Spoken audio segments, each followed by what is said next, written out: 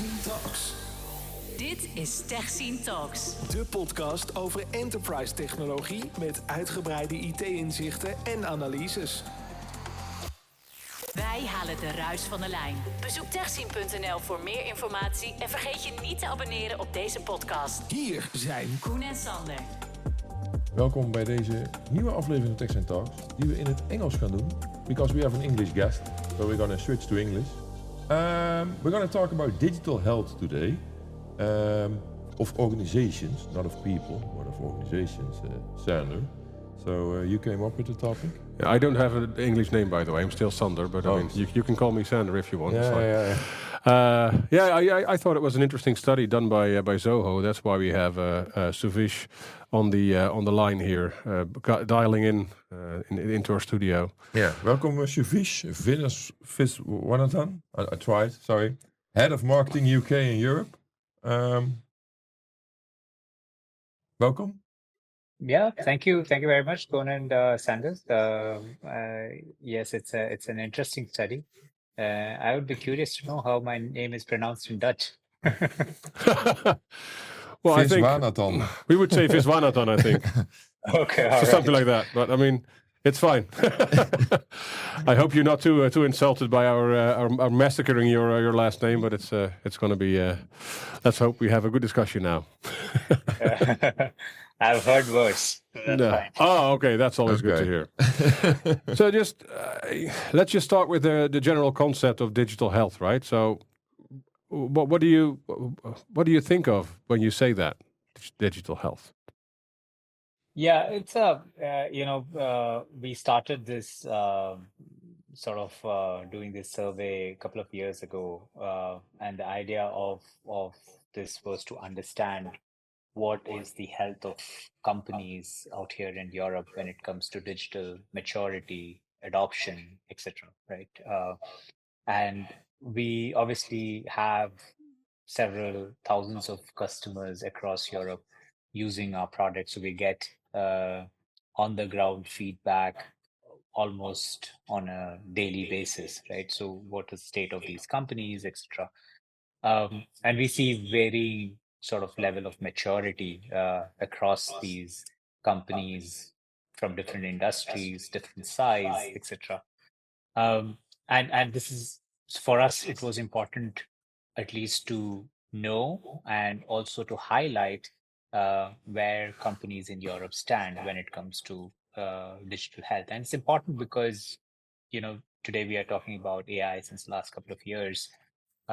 We have issues with data security, privacy is a big topic, and all of this sort of narrows down, if you look at, is how mature is your digital infrastructure within your organization, and what are you planning for that.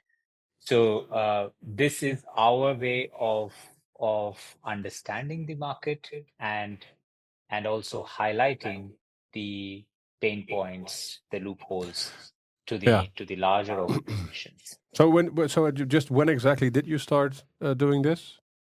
2 years ago. 2 years ago. 2 years ago. So we have yes. two.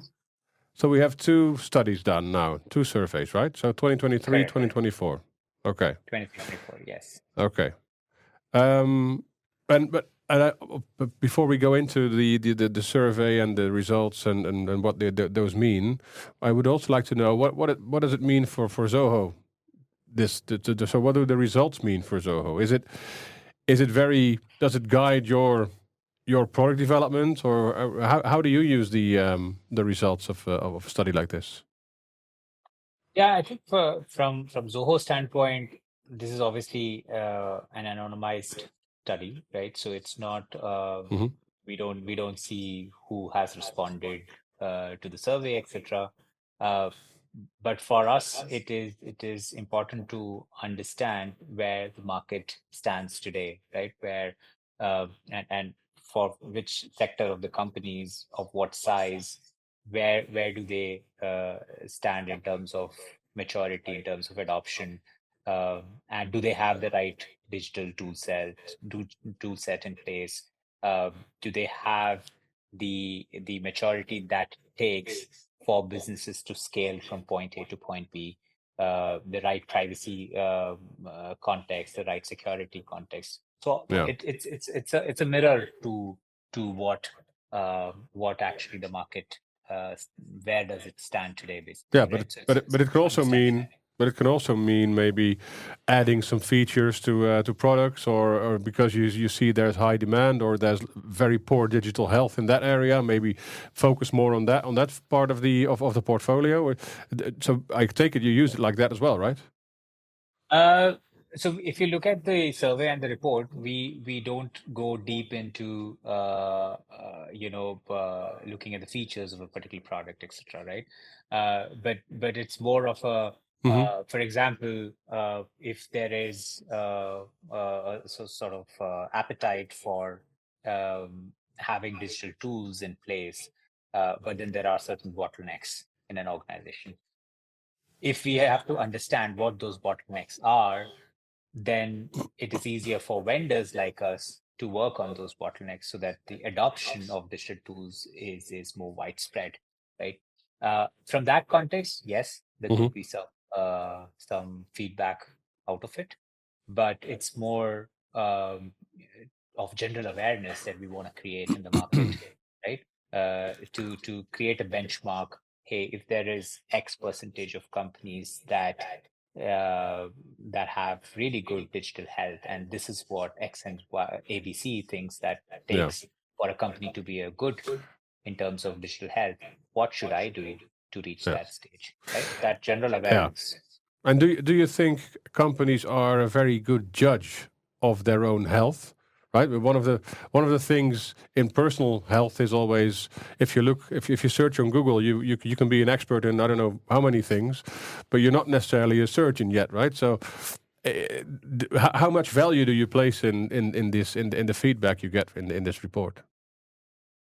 There is, people we ask, we do the survey.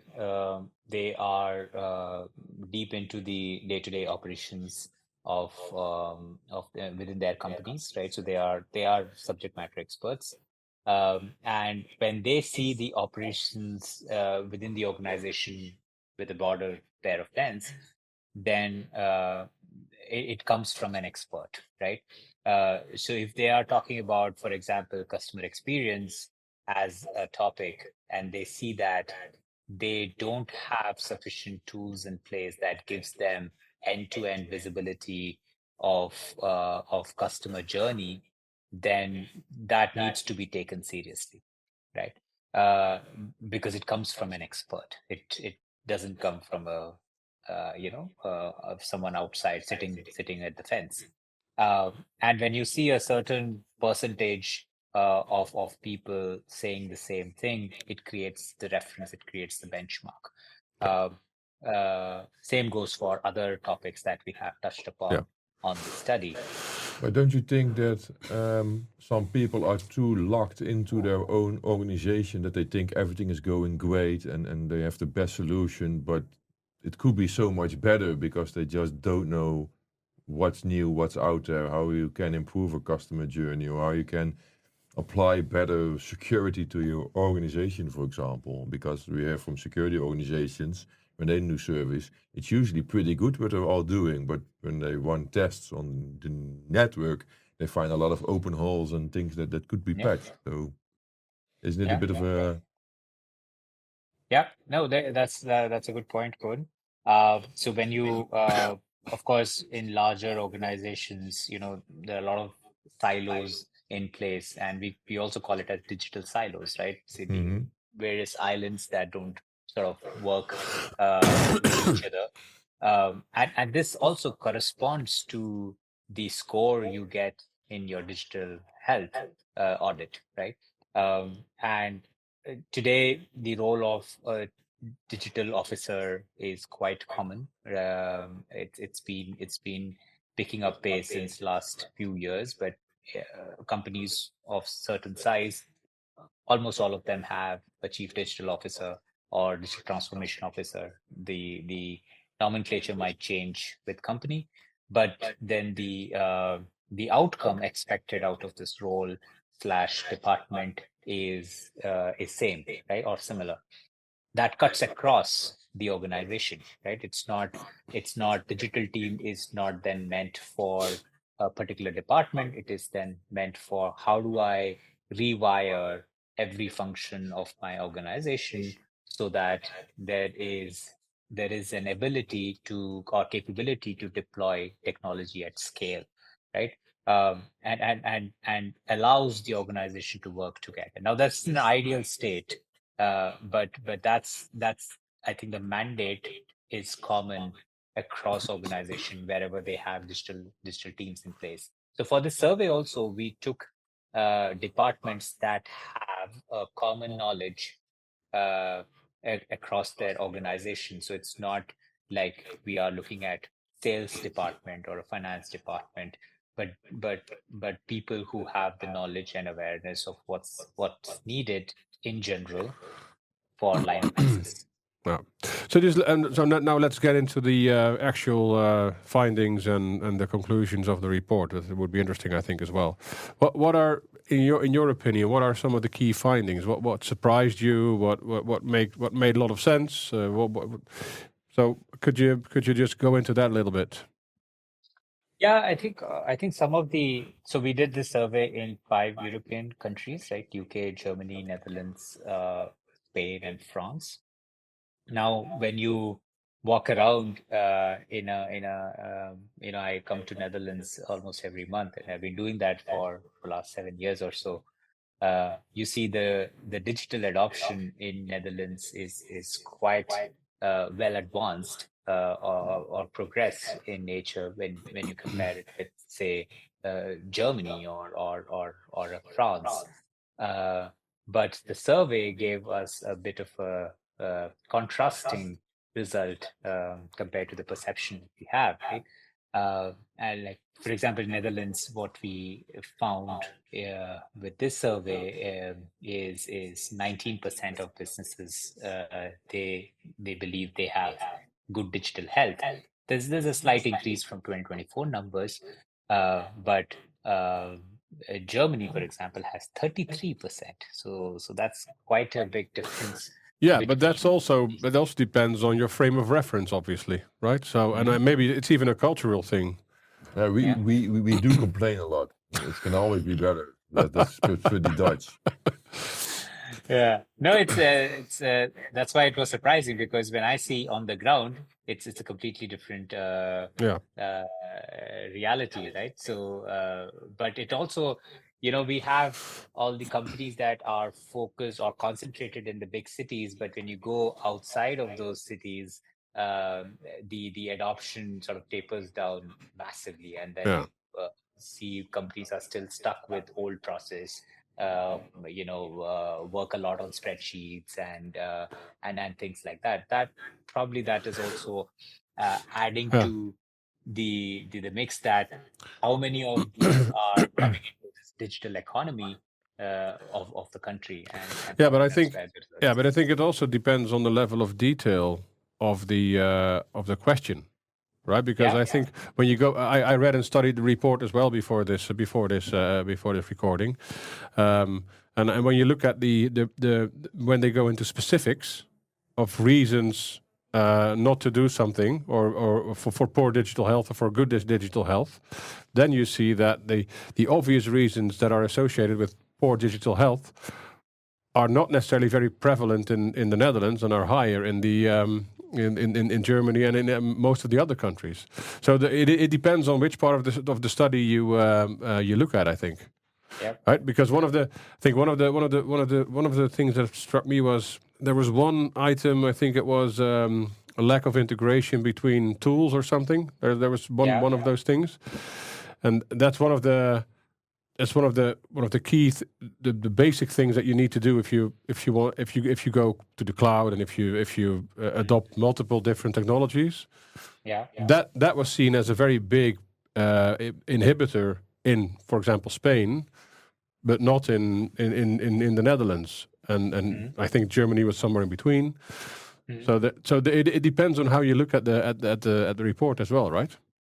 Yeah, so there are because there are several sections within the report, and each of these questions correspond to various level of maturity that is needed. Integration, as you said, that's it's not just about having a tool in place, because then if you have these multiple tools, they don't talk to each other, then you are creating basically digital silos, right?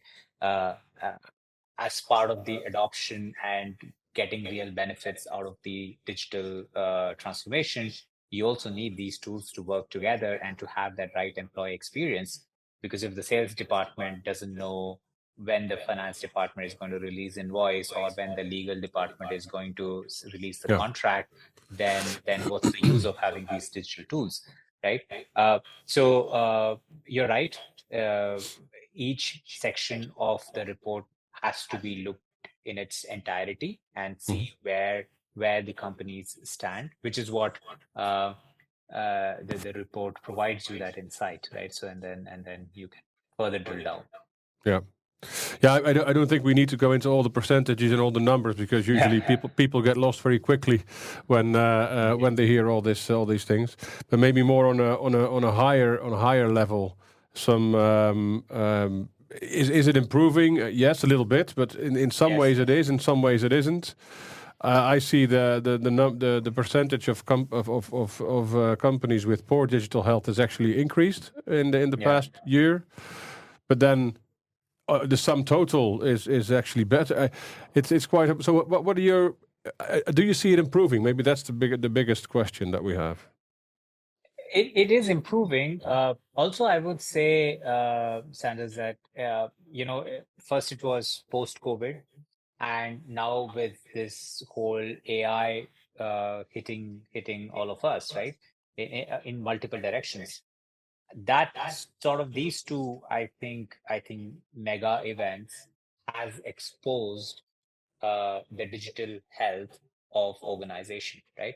Because this is where, when COVID hit us, all the companies started evaluating, auditing, can we go remote? And then suddenly, almost all of the organizations at different scales realized, no, they can't, right? Because maybe the tools don't have apps, or they don't support cloud or whatever, right?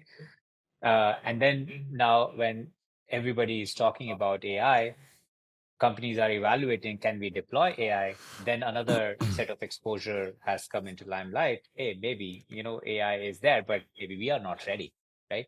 So that's where I think the reality has hit the organization, that we think we are at a certain level of digital maturity, but maybe in reality we have not reached the Yeah, stage that where could we be. can deploy AI at scale, or go cloud, or whatever that the next project is. So a lot of organizations have modernized their application landscape over the last few years. Yeah.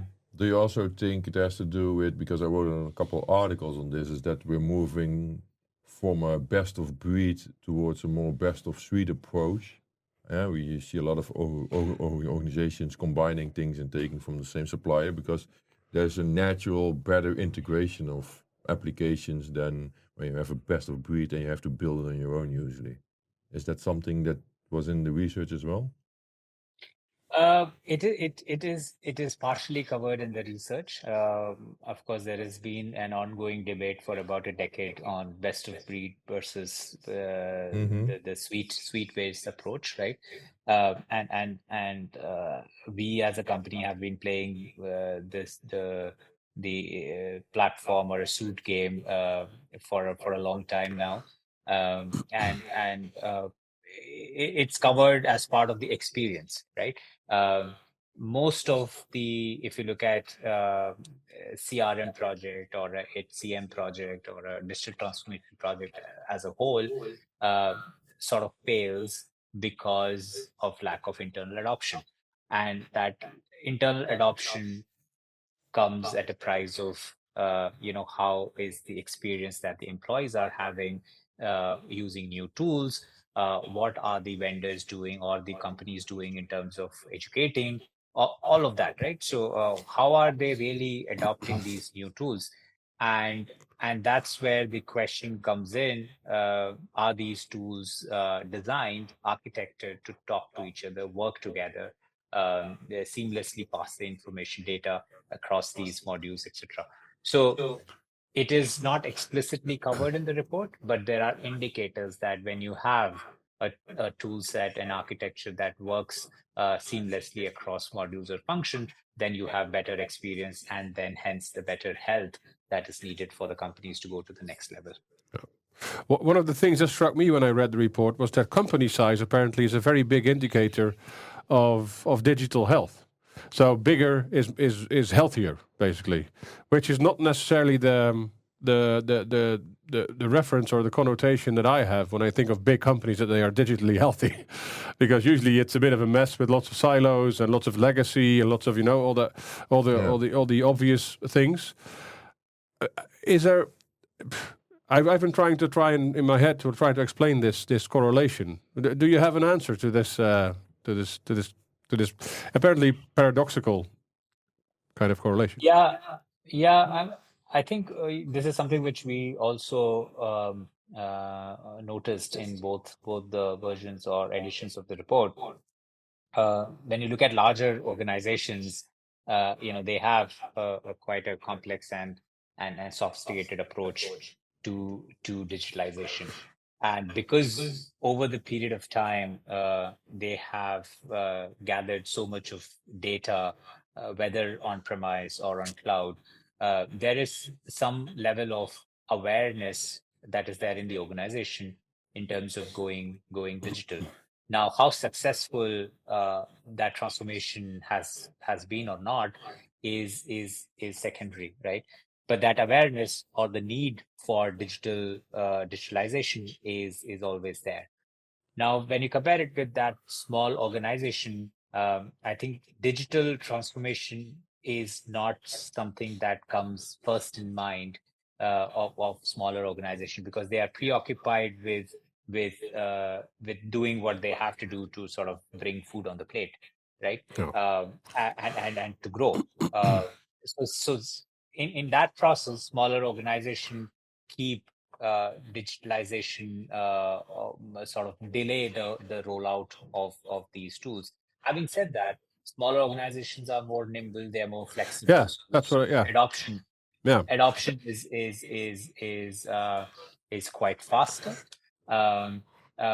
We also, I think there is bit of responsibility that digital vendors also have to take here, because when you look at software as a means to go to digitalization, then how easy it is for smaller organizations to procure, deploy, and roll out software is an important factor in going digital, Yeah. right?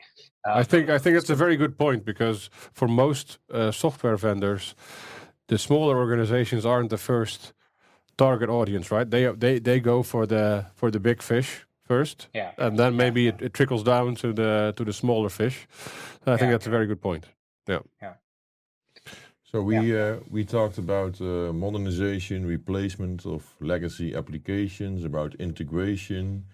What do you think, if you're an organization and you know that you're a bit behind, what are the best steps to take first to improve your digital health?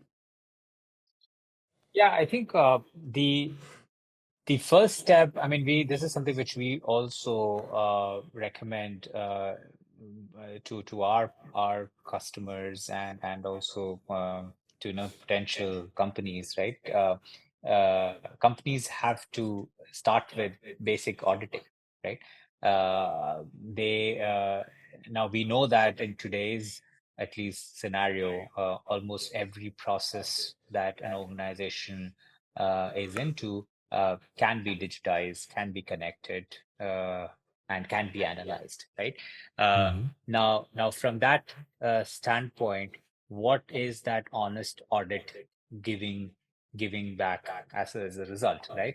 And then they should consider what could be the rollout plan, right? So who are the right partners, who are the right vendors, what is the project roadmap, how much money, all that stuff, right? Sometimes we see organizations jumping onto the next shiny technology that's out there without really looking at what could be the roadmap, how it can be adopted to your existing infrastructure, etc. And then that project sort of fails miserably, right? This is where that right auditing, honest auditing is needed. And I think that should be the first step. That will give a lot of answers to a lot of these questions about which section of the process needs to be digitized and how it should be connected with the existing process, and what will be the experience employees will have when they are working on these processes, right? What is the productivity gain? What is the efficiency improvement? And how easy it is to educate on these tools, etc. All these things have to be factored in before rolling it out. And never go for, I would also say, we have, for example, we have a package called Zoho One. Now that is like a massive mega package that brings all our 45 plus products together. Now we can very easily sort of claim, hey, use this package and you completely go on cloud, right? Because it covers every process within an organization. But that's not what we recommend, because you cannot then think about replacing your existing 45 applications or whatever number of applications, or changing overnight the complete process and go cloud. So what we recommend is, out of these 45 applications, think of the areas that you most urgently need some sort of transformation, and then take one by one approach, right? Because then you will see there is a familiarity with the UI, the way the product is rolled out, and all of that. So then you pick and choose whatever you want, and whichever function is ready. Sometimes the functions are not ready to go with a new process. There is inertia. You have to overcome that inertia for the project to be successful. But do you think current developments will help the companies take those first steps, or take second steps or third steps, whatever? I'm thinking specifically of, obviously, AI. You already mentioned it before, but also, especially in Europe, we have lots of rules and regulations, and lots of privacy and data security kind of rules and regulations, either already in force or coming in force shortly. Do those things will those current developments be easier to actually get into if your digital health is better? Yes, I mean, it's all the more important now, right? So more than ever before.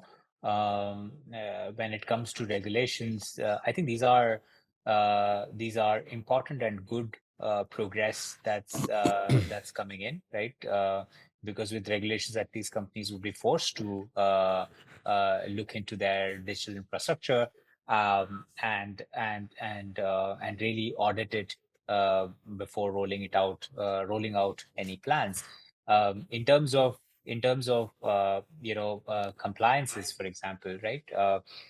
We have several pointers when it comes to do this in terms of digital rollout, or looking at the health itself. But in Europe, and also in many parts of the world today, privacy is an important parameter. But when you are looking at the overall rolling out of different digital tools, can you have privacy at the foundational core of the architecture?